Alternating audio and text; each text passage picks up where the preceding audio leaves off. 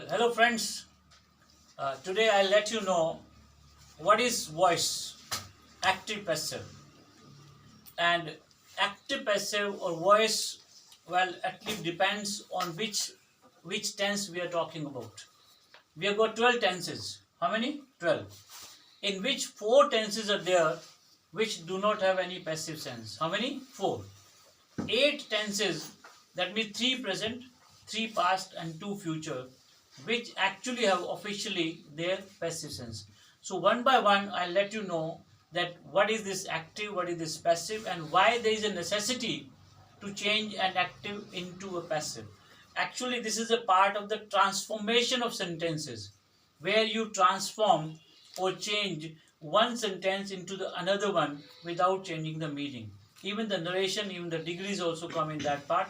So one of the parts of transformation of sentences is active passive, which we also call as voice. So be very attentive, and those of you listening anywhere, this is a topic which is concerned to one and all. Now whether you belong to grade 3 or 4 or 5, or your 9th or 10th or 11th or 12th grade student, or even in colleges, it belongs to one and all. अब आज जो मैं topic आपको करवाने जा रहा हूँ वह वॉइस, जिसको ट्रांसफॉर्मेशन ऑफ सेंटेंसेस का एक भाग माना जाता है. नरेशन भी उसमें आते हैं, डिग्रीज भी उसमें आते हैं, और हमारे पास 12 टेंसेज हैं. लेकिन उन 12 टेंसेज में से 4 ऐसे हैं जिसकी पैसिव सेंस नहीं होती, जिसमें present perfect continuous, past perfect continuous, future perfect continuous और फ्यूचर कॉन्टिन्यूस में से 4 हैं जिनकी पैसिव सेंस होती ही नहीं है. तो 12 में से अगर 4 घटा दी जाएं तो बाकी 8 रह जाते हैं. दैट मीन्स 3 प्रेजेंट के, 3 पास्ट के और 2 फ्यूचर के, 8 हैं. और इम्पेरेटिव सेंटेंसेस के होते हैं, वो अलग से हम चेंज करेंगे. अब मैं आपको बताऊंगा कि प्रेजेंट इंडेफिनिट को किस तरीके से हम चेंज करेंगे, और हमें ये भी देखना पड़ेगा कि सेंटेंस क्या है. क्वेश्चन मार्क वाला सेंटेंस है, और कौन सा टाइप ऑफ सेंटेंस है. मीन्स वो प्रेजेंट इंडेफिनिट टेंस है, पास्ट इंडेफिनिट है, फ्यूचर इंडेफिनिट है, प्रेजेंट कॉन्टिन्यूस है, पास्ट कॉन्टिन्यूस है, फ्यूचर कॉन्टिन्यूस की होती नहीं है. और फिर 3 प्रेजेंट रह जाएंगे, प्रेजेंट परफेक्ट, पास्ट परफेक्ट और फ्यूचर परफेक्ट. ये 8 कुल मिलाकर जो ऑफिशियल टेंसेज हैं जिनकी हम पैसिव वॉइस चेंज कर सकते हैं. और फिर टाइप ऑफ सेंटेंस, क्या ये सिंपल सेंटेंस है, इम्पेरेटिव सेंटेंस है, इंट्रोगेटिव सेंटेंस है, एक्सक्लेमेटिव सेंटेंस है, या फिर ऑब्जेक्टिव. इन पे डिपेंड करता है कि हम उसको चेंज कैसे करेंगे. आज मैं आपको सबसे पहला बताऊंगा कि ये प्रेजेंट इंडेफिनिट टेंस को पैसिव में कैसे चेंज करेंगे. और एक अगर आपको समझ में आ गया, अगर एक, तो बाकी बहुत इजी है, थोड़ा थोड़ा से चेंज आता है उसमें. ओके, वॉइस जिसको हम एक्टिव पैसिव बोलते हैं.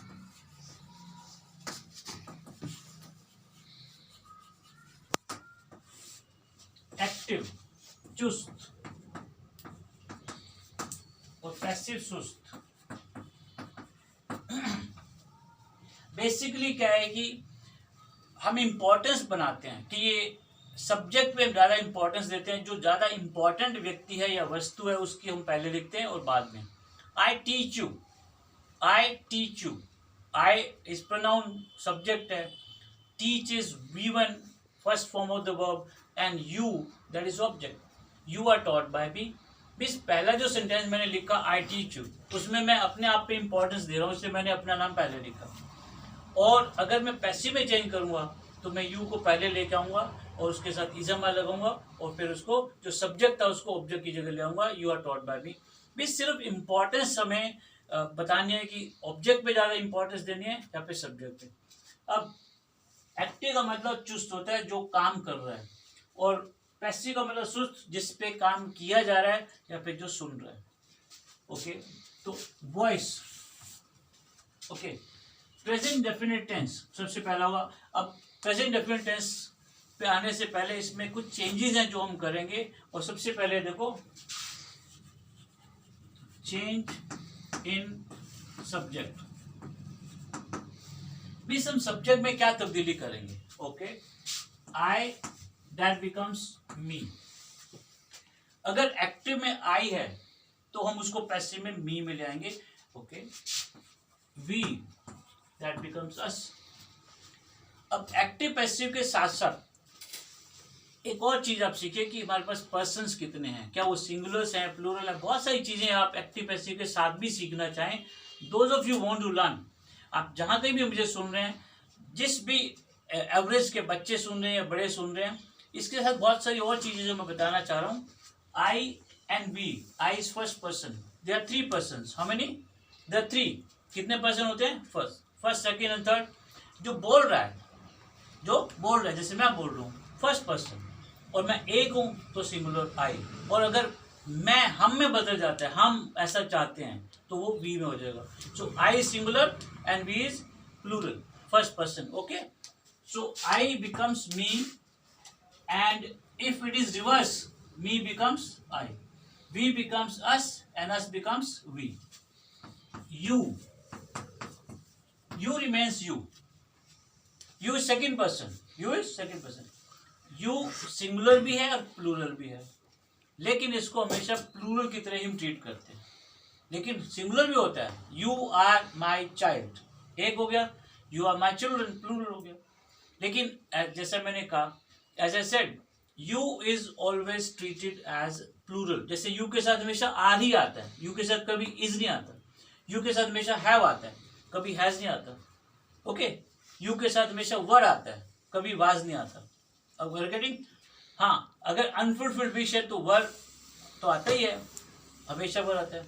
यू के साथ हैव आता है, यू के साथ आर आता है, यू के साथ डू आता है, डज नहीं आता, और यू के साथ कभी एस भी नहीं लगता। तो यू का जो ट्रीटमेंट है उसको हमेशा प्लूरल के सेंस पे लिया जाता है, लेकिन सिंगुलर प्लूरल दोनों होते हैं। Okay, so you remains you, it remains it. तो दो प्रोनाउन ऐसे हैं, मैं लिखा ना, चेंज इन सब्जेक्ट, तो subject into object and object into subject, तो इसको चेंज इन प्रोनाउन भी लिख सकते हो, change in pronoun.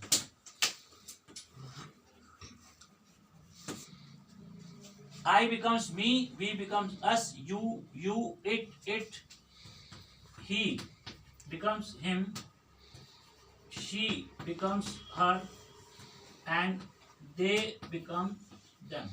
Now there are 7 children. Check it. I, me, we, us. This is first person, singular, plural. You remains you, singular as well as plural.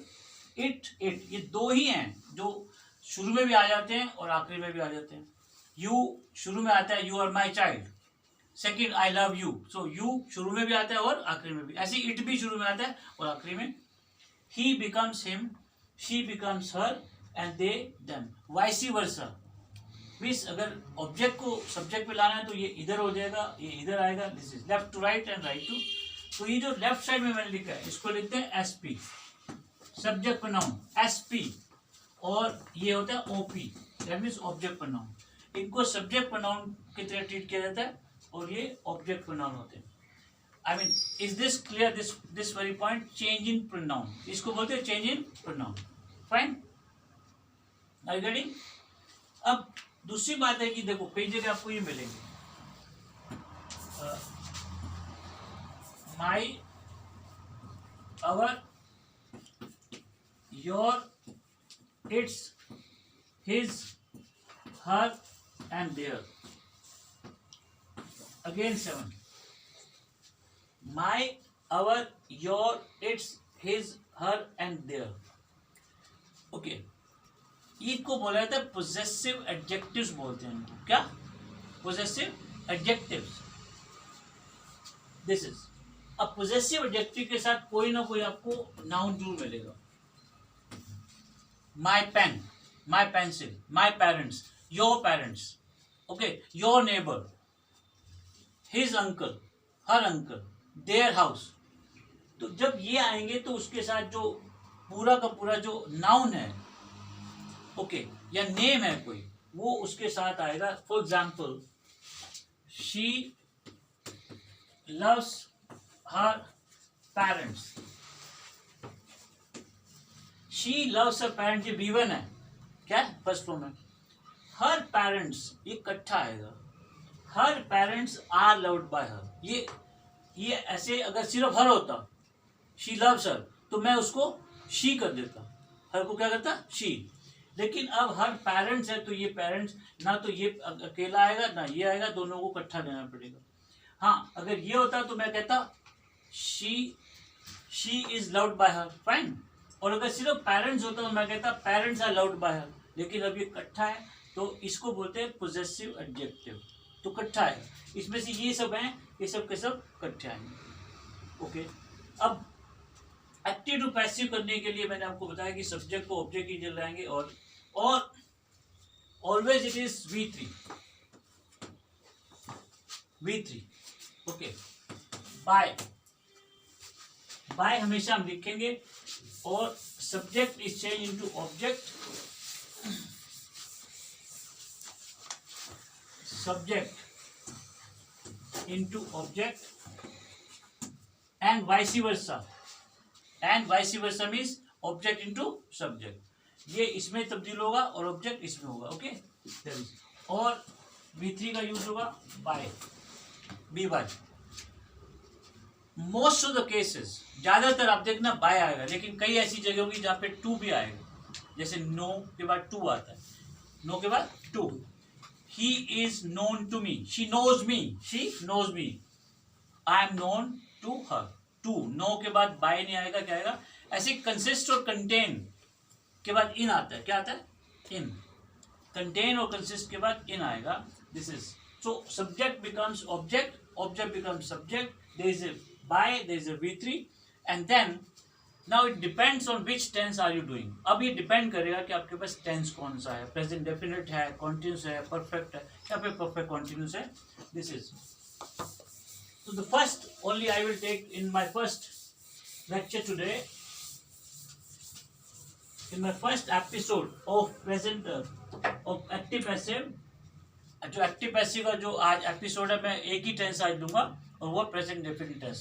अगर ये आपको समझ में आ गया, जो कि मुझे पक्का विश्वास है, आई एम वेरी श्योर कि आपको समझ में आएगा, rest of the 7 other tenses जो एक्टिव पैसिव में कन्वर्ट करने जा रहे हैं वो बहुत ईजी हो जाएगा। सो इट्स वेरी इंपॉर्टेंट कि ये लेक्चर आपको बहुत अच्छे से समझ में आए।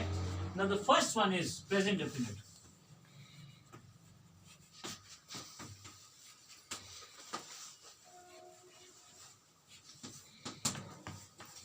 DEFINIT, इसको डेफिनेट बोला जाता है, लेकिन स्पेलिंग DEFINIT होता है। ओके, इसको हम सिंपल प्रेजेंट भी बोल देते हैं।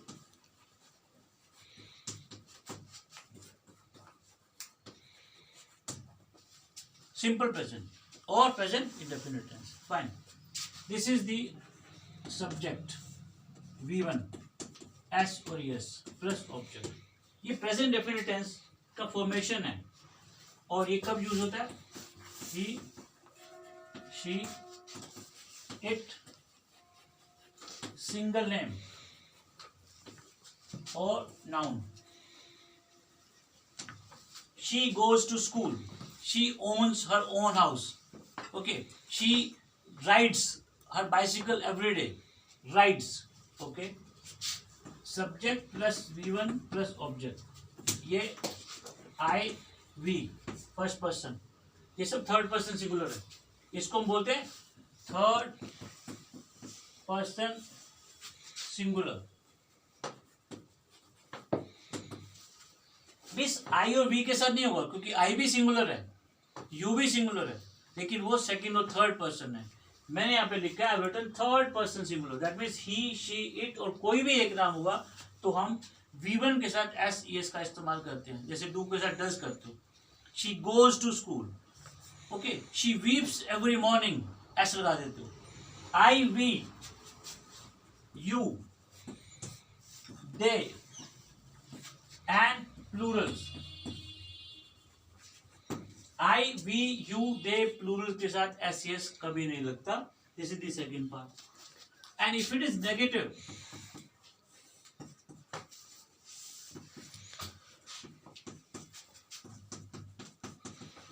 It is negative.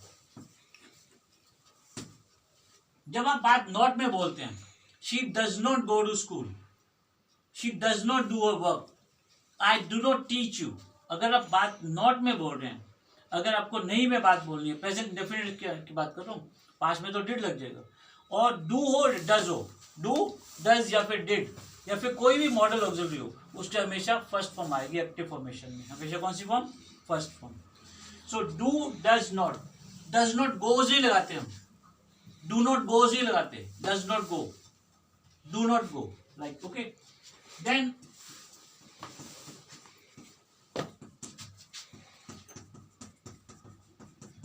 see this, do or does subject V1 object and a question mark, इसको बोलते हैं interrogative. This is interrogative. Question mark, और क्वेश्चन मार्क आएंगे तो इज मार्क जो हम लगाने वाले हैं वो शुरू में आएगा. Do you speak English, there will be question mark. Do you speak English, is English spoken by you, question mark. Active passive में क्वेश्चन मार्क हमेशा क्वेश्चन मार्क रहेगा, नरेशन में नहीं होता. नरेशन में क्या आता है, full stop. In active passive the question mark will always remain a question mark, but in narration question mark is eliminated and a full stop comes there. Okay, does she know English, no आ गया. is English known to her, no के बाद क्या लगेगा, to, by नहीं लगेगा, question mark.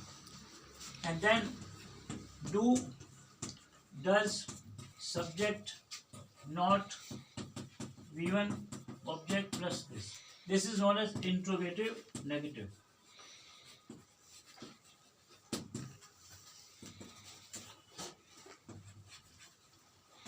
Interrogative negative.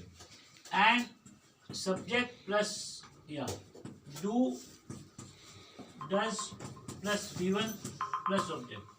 This is known as emphatic sentence.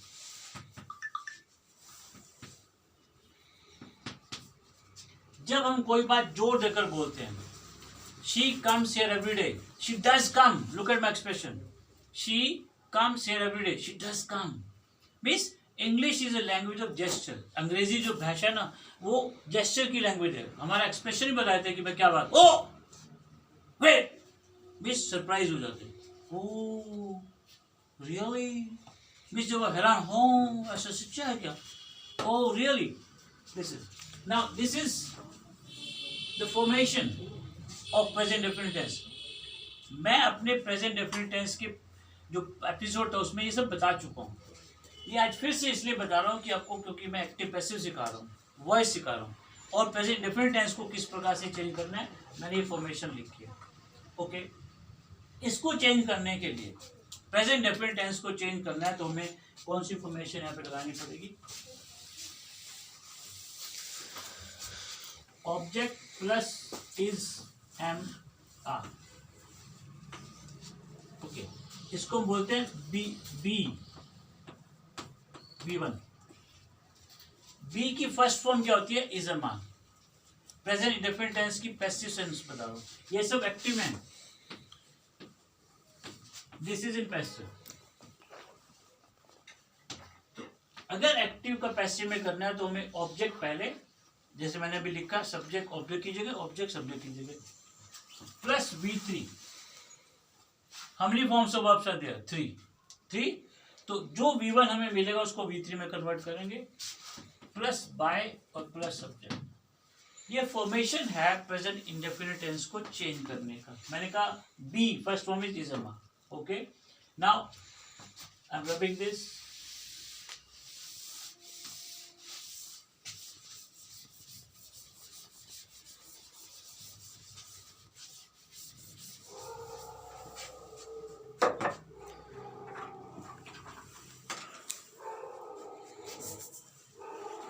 She does her work regularly.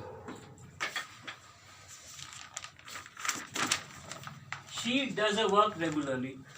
See, this is V1. Does. This is object, her. Now, object is to be brought at the place of subject. So, her changes into she. Okay, लेकिन क्योंकि her work आया हुआ है तो ये आपको पूरा लेना पड़ेगा, सिर्फ शी से काम नहीं चलेगा. So this will be done as her work. Her work, और वर्क को क्योंकि आप काउंट नहीं कर सकते इसलिए हमेशा सिंगुलर में माना जाता है. हर वर्क इनमें से एक is. Third form of does, done. Her work is done regularly by. This she becomes her. So this is the change of an active into a passive sense, present indefinite tense. Her work, अगर ये सिर्फ work होता तो मैं ये हर नहीं लगाता, work ही लगाता. अगर ये वर्क यहाँ पे नहीं होता मैं फिर इसको शी लगा देता. Okay, she does her. So but क्योंकि पोजेसिव है, पोजेसिव एडजेक्टिव है, इसलिए मैं आपको ये पूरा का पूरा her work is done regularly bye हर, ये इसका चेंज है. अगर ये क्वेश्चन मार्क होता, for example, do you respect your parents, this A question mark here, this A question mark here. Do you respect your parents, ये देखो ये है, ये पूरा का पूरा इधर आएगा. पेरेंट्स प्लूरल है, क्या है प्लूरल, तो आर आएगा. Are your parents, are your parents respected by you remains you, और क्वेश्चन मार्क आएगा. सो अगर क्वेश्चन मार्क है तो ये जो इज एम आर है ये यहाँ आ जाएगा. This will come here. Are your parents respected by you. This is a passive of an active sentence in present indefinite tense. Again I am saying question mark remains question mark. No की बात आ रही है, देखो. I know her, I know her, she is known to me. No के बाद क्या आएगा, to. by नहीं आएगा इसमें. contain, your bag contains books. Books are contained in your bag. Contain और consist के बाद क्या आएगा, in आएगा. ओके, अब एक चीज लास्ट में और बताऊंगा. जैसे I know you, you are known to me. I know your parents are known to me. Okay, एक चीज आती है जहां बच्चे थोड़े कंफ्यूज होते हैं. Your failure surprises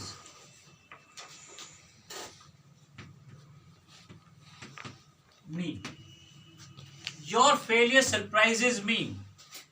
Your failure is a non-living thing. क्या है, non-living. इसमें by नहीं आएगा, at आएगा. क्या, at. I, me changes into I am surprised at your failure, not by. Why? Your failure. मैं इसको अगर ये लिख देता, देखो, you surprise me. अब मैं इसको चेंज करूं, I am surprised by you. What? By you. लेकिन यहाँ पे क्या था, failure. Failure नॉन लिविंग चीज है. अगर नॉन लिविंग चीज है तो by नहीं आएगा, तो at आएगा. So this is something that I have brought to you today. Present indefinite tense, passive sense. So I'm requesting all of you, those of you listening me, wherever you are, just go through this, and whichever books are there with you, just try to do present indefinite tense and see how much I brought it to you.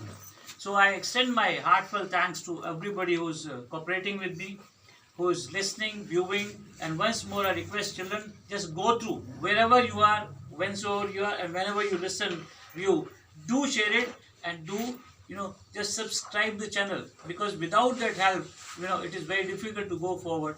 And whatever your queries are there, whatever you want to ask me, you can just write it to me. I'll answer your queries also. Thank you.